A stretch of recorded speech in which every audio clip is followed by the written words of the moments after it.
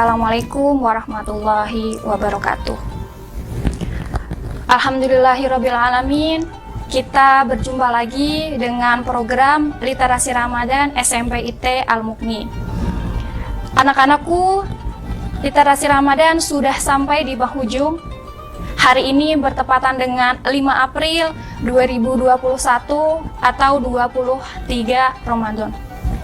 Masya Allah, kita sudah sampai di 10 hari terakhir bulan Ramadan. Dalam sebuah hadis diriwayatkan bahwa bulan Ramadan dibagi menjadi 3 fase. Fase yang pertama, 10 hari pertama, yaitu fase rahmat. 10 hari yang kedua, yaitu fase ampunan. Dan yang sedang kita jalani sekarang, yaitu 10 hari terakhir, adalah fase terhindar dari api neraka.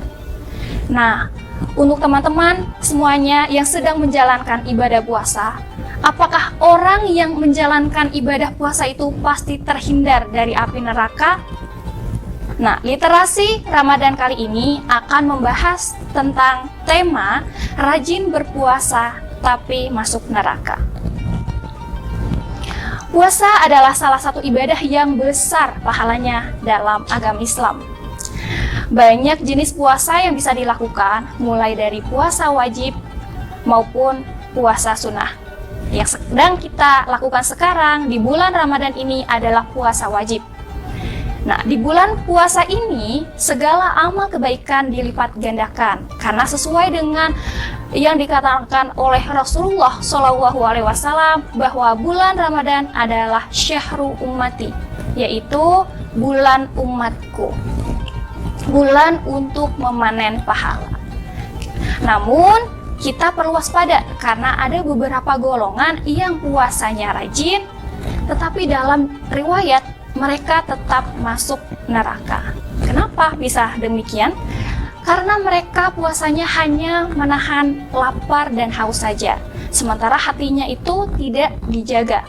Kelak, mereka akan tetap dijebloskan ke dalam neraka. Nah, berikut adalah golongan orang-orang yang rajin berpuasa tetapi nanti masuk neraka. Yang pertama, puasanya orang yang tidak sholat. Seperti yang kita tahu bahwa sholat merupakan tiang agama. Semua amal ibadah tanpa didasari sholat, maka nilainya adalah 0. Begitupun dengan puasa. Sama halnya, mungkin kita pernah melihat suatu gambar. Di situ ada gambar ember diisi dengan keran. Tapi di bawahnya ember tersebut berlubang atau bocor. Sama, kita mengisi keran itu ibarat pahala puasa kita, tapi kita tidak sholat, maka pahala puasa kita juga akan berkurang, akan habis karena sholat yang tidak kita lakukan itu. Jadi meskipun puasanya rajin dan selalu tamat, tapi jika tidak melaksanakan sholat, ia sama sekali tidak ada artinya. Puasanya hanya menahan lapar dan dahaga. Yang kedua, yaitu puasa orang yang suka berbohong.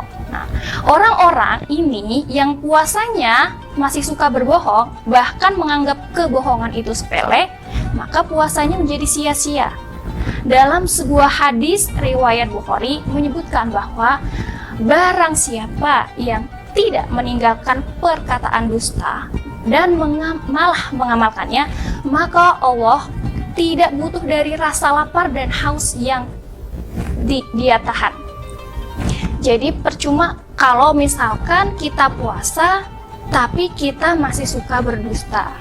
Oke, selanjutnya yang ketiga yaitu puasanya orang yang suka maksiat. Tidak sedikit orang yang puasa tapi maksiatnya masih jalan terus. Kalau kita pernah dengar istilah, mungkin ada yang namanya STMJ gitu ya, sholat terus maksiat jalan, cuma ini puasa ya. Nah, seperti melakukan sesuatu yang diharamkan oleh agama. Oleh karena itu, puasa orang-orang tersebut yang masih menjalankan maksiat tidak akan diterima. Golongan yang keempat yaitu puasanya yang tidak sesuai tuntunan Nabi. Puasa orang yang tidak sesuai tuntunan Nabi, maka puasanya tidak sah.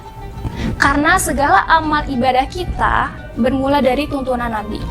Oke, Rasulullah bersabda bahwa barang siapa yang mengamalkan bukan di atas petunjuk kami, maka amalan tersebut ditolak. Hadis riwayat Muslim. Nah, golongan kelima yaitu puasa yang tidak ikhlas.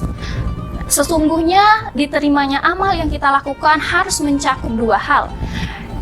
Apabila salah satunya tidak ada, maka amalan kita pasti tertolak di hadapan Allah. Yang tadi sudah sempat dibahas di golongan yang keempat, ya tadi tidak sesuai tuntunan Nabi. Nah ini, yang pertama adalah harus sesuai tuntunan syariat yang diajarkan Rasulullah Shallallahu Alaihi Wasallam. Yang tadi di golongan keempat. Yang kedua adalah harus ikhlas. Contoh nih, ada orang sholat malam 1000 rakaat. Wah, banyak banget kan berarti rokaatnya. Sudah sesuai gerakannya, sesuai dengan rukun-rukunnya, sesuai dengan aturan syariat, tapi hatinya tidak ikhlas, maka amalnya tertolak. Sebaliknya juga demikian. Kalau misalkan orang sholat maghrib, padahal dia udah ikhlas, tapi ternyata tidak sesuai amalan. Yang harusnya sholat maghrib itu 3 rakaat, dilaksanakan 2 rakaat.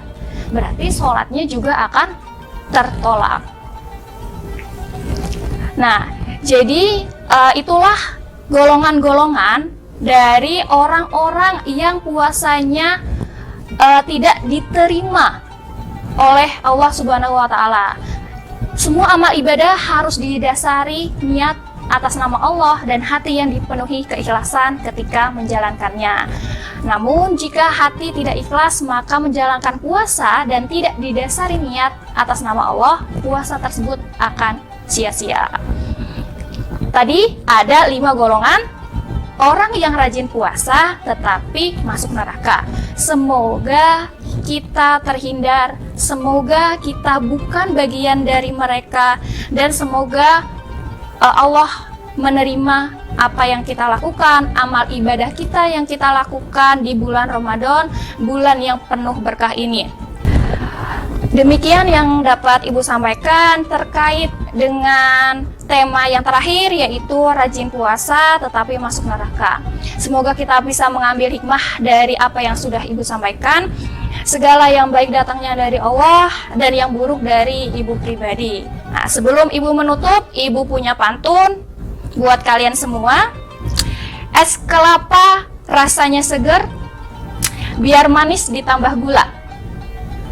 Bulan puasa nggak boleh mager, ayo semangat cari pahala. Terima kasih. Assalamualaikum warahmatullahi wabarakatuh. Selamat menjalankan ibadah puasa. Minal aizin wal faizin. Mohon maaf lahir dan batin.